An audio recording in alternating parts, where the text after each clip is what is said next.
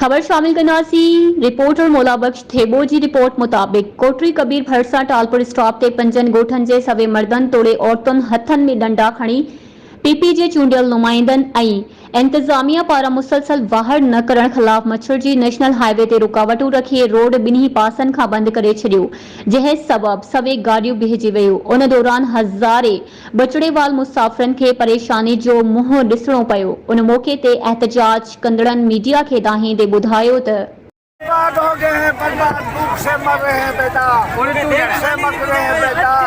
बिलावल बेटा तुम्हारे को हमारी दरख्वास्त है, दुनिया मर रही है। बिलावल बेटा दुनिया मर रही है बेटा। बिलावल बेटा अपने नाना वाले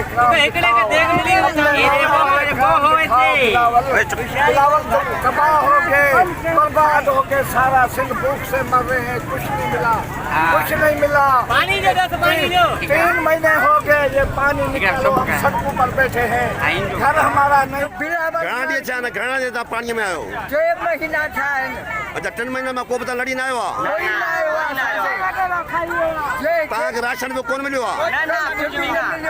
ताक टेंट में कौन मिलिया मच्छरदानी में कौन मिलिया को मना बड़े लड़ी ना आयो एता रोड शॉप हुनन बिलावल भुट्टो सरदारी के पंहिंजे माउ ऐं नाने जो वास्तो ॾींदे रोई अपील कई त असांजी वाहर कई वञे न त बचड़ा बुखनि में मरी वेंदा।